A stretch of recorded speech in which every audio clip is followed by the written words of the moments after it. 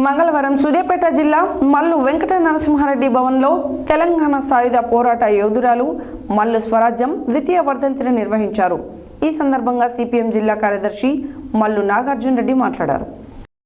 మంగళవారం సూర్యాపేట జిల్లా మల్లు వెంకట నరసింహారెడ్డి భవనంలో తెలంగాణ సాయుధ పోరాట యోధురాలు మల్లు స్వరాజ్యం ద్వితీయ వర్ధంతిని నిర్వహించారు. ఈ సందర్భంగా సిపిఎం జిల్లా కార్యదర్శి మల్లు నాగార్జున రెడ్డి మాట్లాడుతూ తెలంగాణ ప్రాంతంలో జరిగిన వీర తెలంగాణ సాయుధ పోరాటంలో మల్లు స్వరాజ్యం కీలక భూమిక పోషించిందన్నారు.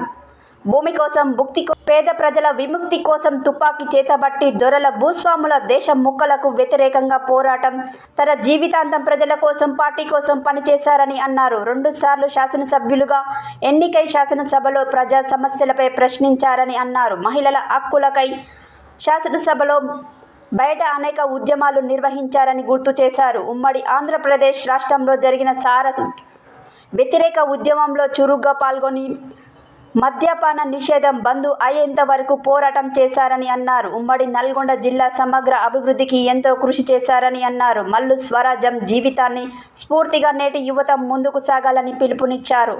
అనంతరం ఆమె చిత్రపటానికి పూలమాలలు వేసి ఘనంగా నివాళులర్పించారు.